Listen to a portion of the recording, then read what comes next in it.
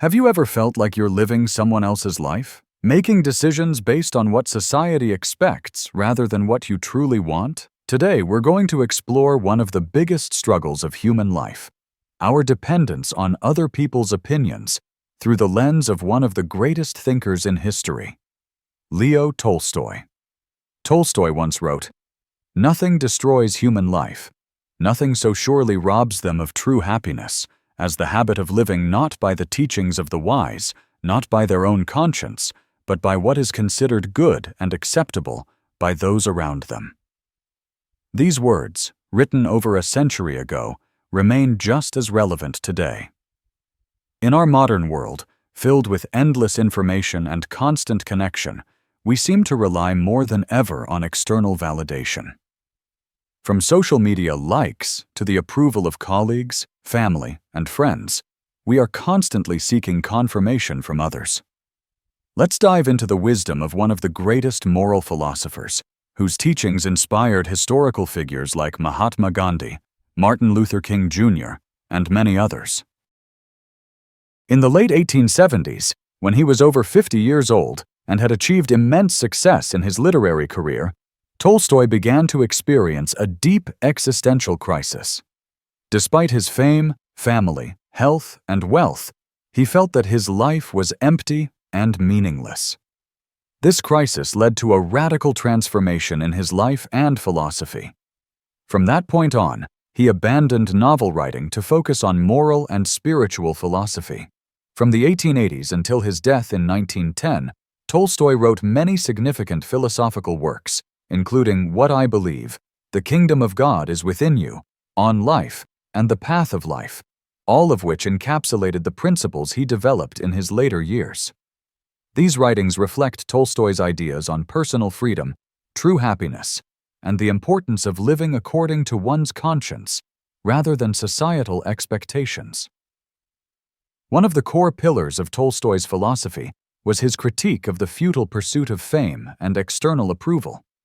He wrote, "One of the main causes of human misguidance is doing things not for the benefit of the body, not for the benefit of the soul, but merely to gain the approval of others. We are not content with simply living in tune with our inner life. We long to live another life, an artificial life in the minds of others. For this purpose, we force ourselves to appear different from who we truly are.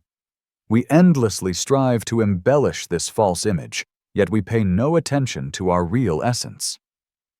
Tolstoy's analysis remains strikingly relevant today, as we create polished images on social media while losing touch with our authentic selves.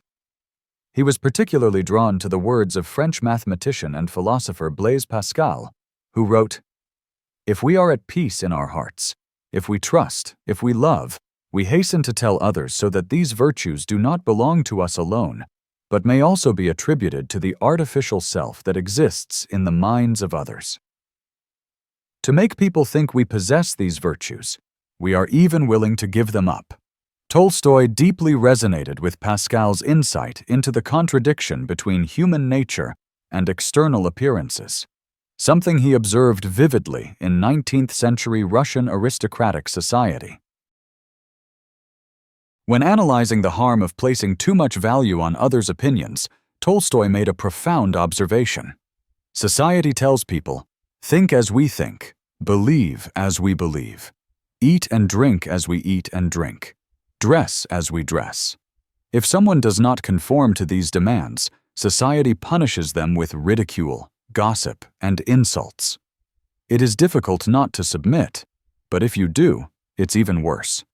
Submit, and you are no longer a free person. You become a slave. Tolstoy saw blind conformity to social norms as a form of slavery even more severe than physical enslavement. When a person gives up their right to make independent choices, they surrender their human dignity. Starting in the 1880s, Tolstoy began practicing his philosophy through concrete actions. 1881. Renounced his wealth, chose a simple life, and performed manual labor. 1891. Gave up copyright on all works written after 1818, opposing the commercial publishing system. 95. Sold most of his property and distributed the proceeds to the poor. 1901. Excommunicated by the Russian Orthodox Church due to his opposition to institutionalized religion. Tolstoy's choices subjected him to ridicule and condemnation from the Russian aristocracy and authorities. However, rather than discouraging him, these reactions only strengthened his conviction that society often turns against those who dare to live by their conscience. Tolstoy warned about the dangerous power of collective thinking, emphasizing, "One of the most harmful and dangerous phrases is, 'Everyone says so.'" To illustrate this, he shared a thought-provoking dialogue. A man asks another why he does things he doesn't even like. The other responds, "Because everyone does it." The man replies, "I don't think it's everyone. For example, I don't do it. And there are many others who don't." The other hesitates. "If not everyone, then at least many, the majority." The man then asks, "Do you think there are more wise people in the world, or more foolish ones?" The other answers, "Certainly more foolish ones." The man concludes, "Then you are following the majority, which means you are imitating the foolish." Through this dialogue, Tolstoy reveals how using the majority as a standard often leads people to adopt unexamined beliefs rather than seeking wisdom from those who truly understand life. Another consequence of being overly concerned with others' opinions is the habit of lying. Tolstoy observed, "Only concern for others' opinions can explain the most common yet strangest human behavior: lying. A person knows one thing but states another. Why? Because he fears he will not be praised if he tells the truth, and believes he will be praised if he lies." According to Tolstoy, dishonesty is not just a matter of personal morality, it is the root of many societal problems. In his novels, particularly Anna Karenina, he portrayed how Russia's upper-class society maintained a system of falsehood, where everyone knew the truth but still chose to live in deception.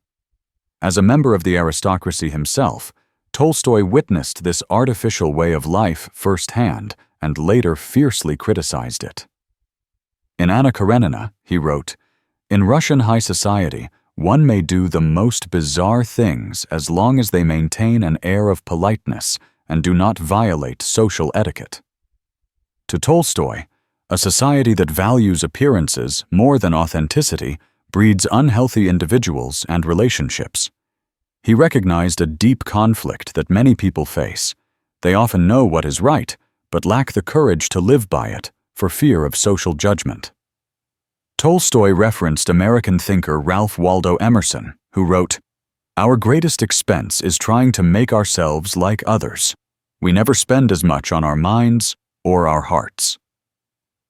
Through this quote, Tolstoy emphasized that striving to meet social expectations not only drains material resources, but also depletes the mental and spiritual energy that could be used for personal growth. For him, the cost of living for others' opinions is not just the loss of personal freedom. It is the sacrifice of one's true potential and genuine happiness. In 1857, during his first trip to Europe, Tolstoy began to question the concept of Western civilization. He recorded in his diary, "I do not see higher moral values in their so-called advanced society than in Russia." By the 1880s, he started corresponding with Henry George, an American social reformer who shared Tolstoy's opposition to mainstream economic thought. In 1894, Tolstoy published The Kingdom of God is Within You, in which he developed his philosophy of active nonviolence, a radical stance at a time when violent revolutions were the norm. This work later became a powerful source of inspiration for Mahatma Gandhi and the global nonviolent resistance movement. Tolstoy made one of his strongest critiques of the power of the masses, writing, "The fact that many people hold the same opinion does not prove that it is true. The more people cling to a belief, the more cautious we should be about it, and the more carefully we should examine it." These statements reflect Tolstoy's deep conviction that truth and morality cannot be determined by majority rule. On the contrary, when a belief becomes widely accepted, that is precisely when we must question and scrutinize it more closely. Tolstoy deeply admired Eastern philosophy for its emphasis on self-discipline and respect for inner wisdom. From the 1880s onward, he studied Taoism, Buddhism, and Confucianism, finding in them teachings that aligned with his belief in the importance of spiritual independence. He was also profoundly influenced by Stoic philosophy. Tolstoy frequently quoted great Stoic thinkers like Seneca and Epictetus in his writings. One of the quotes he particularly valued was from Seneca: "Do not concern yourself with the quantity, but with the quality of those who admire you. Losing the favor of good people may be unpleasant, but failing to please the wicked is always a good thing." Stoicism, with its focus on inner control and detachment from external opinions, provided Tolstoy with a strong theoretical foundation for his philosophy of spiritual independence. An interesting parallel in Tolstoy's philosophy can be found in the work of American philosopher Ralph Waldo Emerson, particularly in Self-Reliance, 1841. Tolstoy quoted Emerson, "The time has come for man to know his own worth. Is he some illegitimate creature? The time has come for him to stop glancing nervously around to see if he pleases others." Both Tolstoy and Emerson believed that individuals must break free from society's consensus to discover their true voice. Tolstoy's philosophy of resisting the crowd and maintaining spiritual independence had a profound impact on many great thinkers and social activists of the 20th century. Mahatma Gandhi, deeply influenced by the kingdom of God is within you, particularly Tolstoy's doctrine of nonviolence. Martin Luther King Jr. integrated the philosophies of both Gandhi and Tolstoy into the civil rights movement. Nelson Mandela. During his imprisonment, he read and learned from Tolstoy's philosophy of nonviolence. Like Tolstoy, these individuals dared to stand against the majority, challenge the status quo, and remained steadfast in pursuing what they believed to be right. Tolstoy once said, "Our lives are not harmed as much by those who maliciously seek to corrupt us as they are by the thoughtless masses pulling us along like a whirlpool." After understanding the problem of living for others' opinions, the crucial question arises: how can we free ourselves? Tolstoy not only identified the issue, but also proposed practical methods to overcome it. The first step, according to him, is to recognize the extent to which we are controlled by the opinions of others. Tolstoy believed that this awareness often comes late in life. He himself only truly awakened after turning 50, a transformation so profound that many considered him insane. In his 881 diary, Tolstoy wrote, "I lived for 50 years before realizing that my life, and the lives of all those around me, had been guided not by reason, but by habits, traditions, and what people generally considered to be right." A person has a court within themselves, and that is conscience. Only its judgment should be cherished. To nurture and listen to the voice of his conscience, Tolstoy maintained a daily routine. Each morning, he spent an hour reading spiritual works. The great teachings of Confucius, Laozi, Buddha, Jesus, Epictetus, and Marcus Aurelius illuminated his mind and provided guidance for life. Each evening, he reflected on his actions throughout the day. Had they aligned with his conscience? Was there anything that needed to change? This moment of introspection helped him gain deeper self-awareness. He kept a journal where he wrote down his thoughts, emotions, and lessons learned. This practice allowed him to connect more deeply with himself and continue his journey of self-improvement. These habits helped Tolstoy maintain his spiritual independence and live a life true to himself. Tolstoy believed that one of the main reasons people become dependent on others' opinions is a lack of self-respect. He deeply resonated with how Emerson expressed this idea. "The time has come for man to know his own worth. Life was given to me not for display, but for me to live. I recognize my duty to live for my own soul. Tolstoy didn't just preach these ideas, he lived them to the fullest. By rejecting the rewards that society valued, he placed inner truth above external recognition. However, to truly free oneself, a person must accept one inevitable reality. You will be criticized, even ridiculed. Tolstoy emphasized, "The one who sits in silence is mocked. Both the talkative and the quiet are criticized. No one in this world escapes judgment. So it is not worth worrying about the criticism or praise of others." And as he lived by his philosophy, criticism came swiftly. 1891. Russian newspapers ridiculed him for his opposition to private property. 1901. The Russian Orthodox Church excommunicated him. 1908. The Russian government closely monitored him and censored many of his works. Yet Tolstoy continued on his path, living according to his conscience despite the world's judgment. In his journal, he wrote, "It becomes clearer to me that the criticism of the world is a measure of the correctness of my path. If everyone praises me, I must carefully examine whether I am on the wrong track." Tolstoy's message is clear. Living by one's conscience is more important than pleasing others. A key element in Tolstoy's approach was shifting focus from seeking approval to genuinely helping others. He posed a profound question. It is very difficult to distinguish whether you serve others for your own soul, for God, or merely to receive their praise. There is only one way to know for sure.